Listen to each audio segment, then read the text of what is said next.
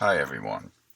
I'm introducing here a file we're using for training purposes for our volunteers at Business Climate Leaders. Business Climate Leaders is an initiative of citizen climate lobby.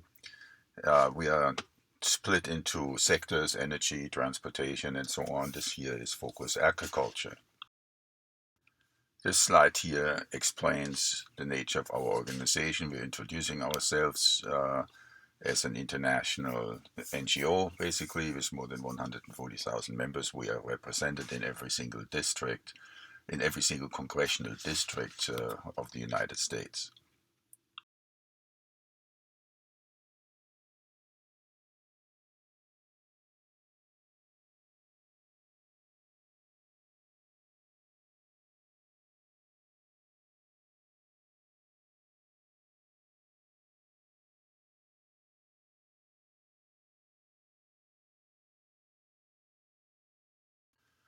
So the single purpose, the single point uh, of intention for our organization is to pass the Energy Innovations and Carbon Dividend Act.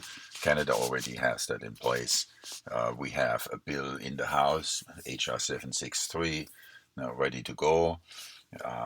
Basic idea is to place a fee on fossil fuels at the source, mine, well, or port, and return revenues to households equally, create an adjustment at the border with countries that do not have an equivalent price on carbon in place.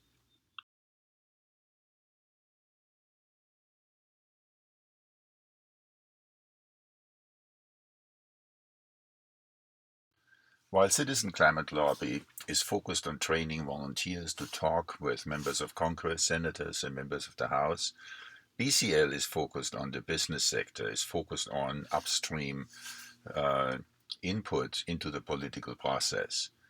So we go into our individual sectors with people who are coming from these sectors. I'm a former food and beverage director for the Walt Disney Company. I worked for an international food wholesaler based in Germany and operating in 30 countries. So we have people with similar backgrounds like myself from different sectors engaging here. And we're trying to explain to the industry that we're most familiar with how the impact of fossil fuels is harming their particular business sector, what it means to the future of the business. Since my retirement, I've had time to educate myself and to get into issues that I simply couldn't deal with while I was working. So this gives me now an opportunity to dive into a greater detail and convince my former colleagues here is what you need to know. Here's what you need to focus on.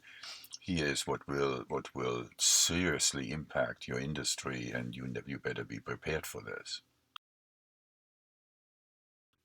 So with that, we come to what are the risk factors that the use of fossil fuels leading to climate change is causing, in your industry. And we are doing this not to be all doom and gloom, but neuroscience and psychology has recently seriously focused on what does it take, to tell people how at risk we really are and how urgent it is that we change our behavior, our consumption patterns, our buying behaviors, and so on. And that requires an emotional connection. You have to have an emotional connection with the impact that is being brought to you. What is it really that you need to be worried about? If there is just a logic and cold reason, yeah, you take note of that, but it may not move you to actually act. So we are defining risk factors that have emotional content.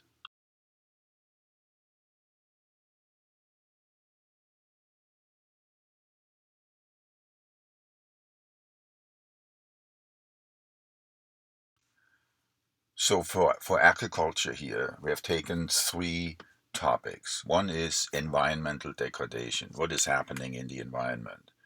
Then there's public health. How is our form of industrial agriculture directly and indirectly impacting public health? And then the third topic is the need for carbon sequestration. That is an enormously important topic that often stands in and by itself for specific audiences.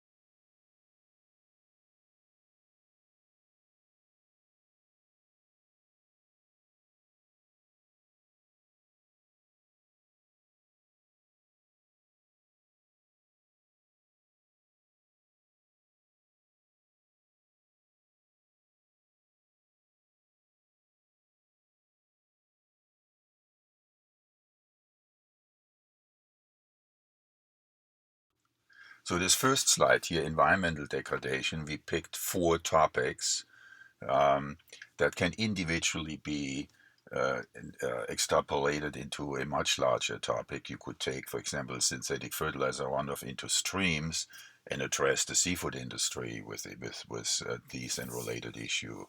CAFOS has its own unique audience of people who are directly harmed by uh, CAFOS. Aquifers, obviously, a huge concern for people focused on water.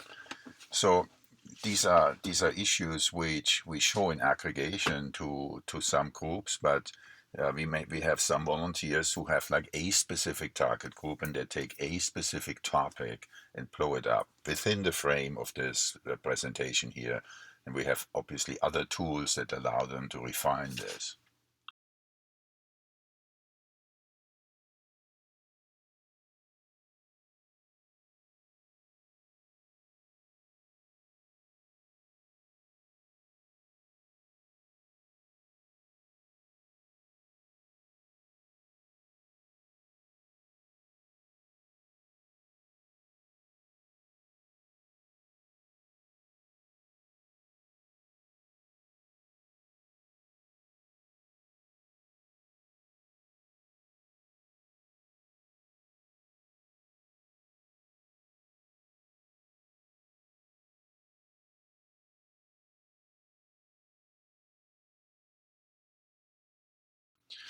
This public health sector here uh, has big emotional content, particularly to women.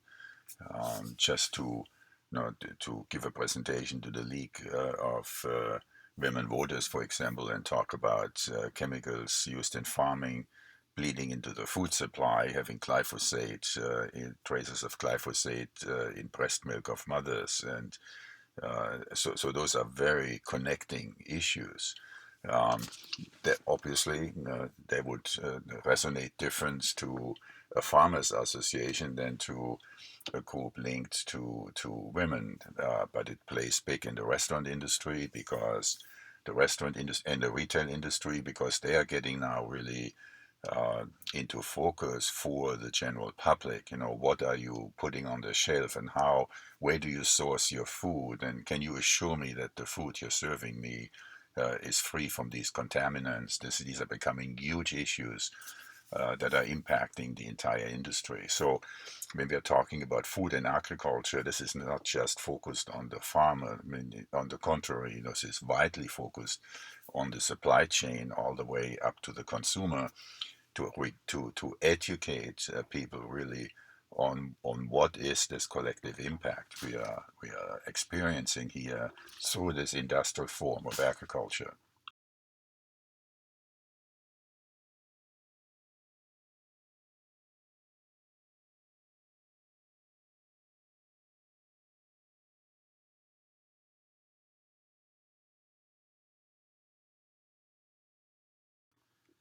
So the need for carbon sequestration seems to be counterintuitive. Now to talk about a tax on fossil fuels, how is this impacting carbon sequestration for with agriculture? But when again make the connection here, industrial agriculture would not be possible without massive carbon fuel inputs. That starts with synthetic nitrogen fertilizer and all the pesticides. It goes through logistics and transportation because of the way that industrial agriculture is being practiced. So it makes big sense to talk about carbon sequestration here in the context of a carbon fee.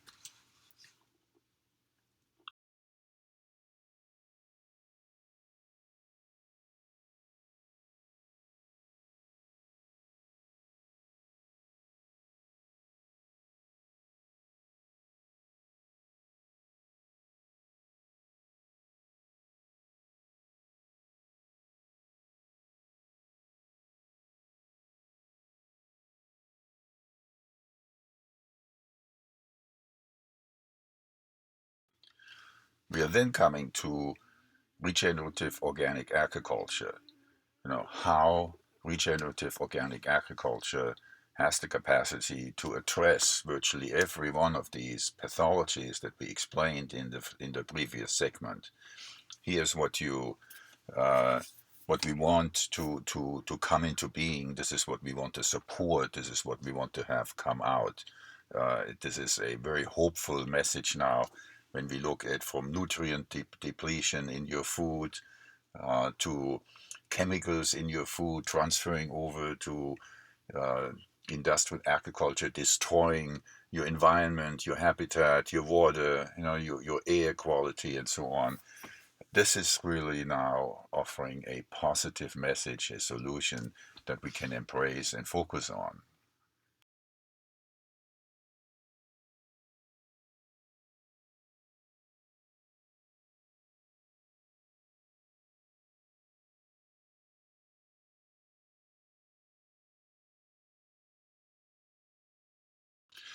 And with that, we're coming back to the Energy Innovations and Carbon Dividend Act. So closing the loop. We started with who we are. This is what we're doing. Here is the business sector we are addressing with very specific comments. Now we're coming back to how does that fit into our Energy Innovations and Carbon Dividend Act. So here we start with comparing regenerative organic agriculture to industrial forms of agriculture, and then we explain how fossil fuel inputs drive cost for the industrial form of agriculture.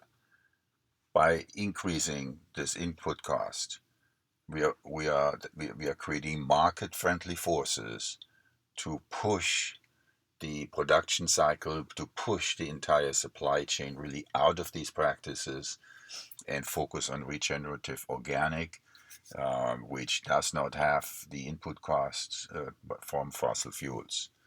We are then also acknowledging that this is not in and by itself a solution. More incentives are needed for industrial farmers to change their practices.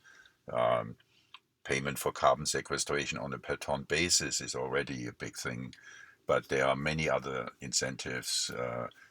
For example, technology support. Government can sponsor innovations, research to help farmers to apply cutting edge technology to their operations in order to increase their yields, increase their production. If the economy were to congregate around the idea of regenerative organic agriculture as a most immediate solution required, to protect ourselves, to protect our environment from this impending storm that is coming at us in form of a changing climate. We could do wonderful things, and we are supportive of all of them. It's just that our organization is focused on this first step, a carbon HR 763, a tax on carbon. And we firmly believe that this is the tool, to open up the conversation, to force a conversation. Because this is not just, obviously, I personally believe that agriculture is the single most important focus point right now. But we have similar discussions happening in the energy sector, transportation sector, really everywhere around us. The entire economy is in need of shifting and changing. So here is one unifying topic. Put a tax on this thing, make it more expensive, force the reduction. The only known way that a free market economy can respond collectively to a threat like this is by pricing mechanisms. So that is the idea here.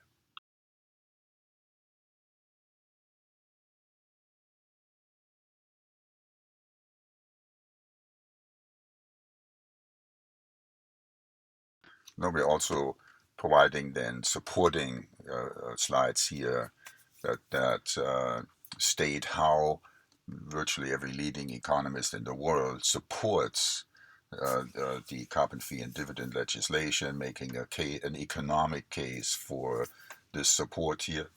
We have, there's just like total consensus that this is the right way to go. So the remaining slides here are really then focused on providing more tools for our volunteers to close out the conversation on why this is so important, and then asking for you to engage and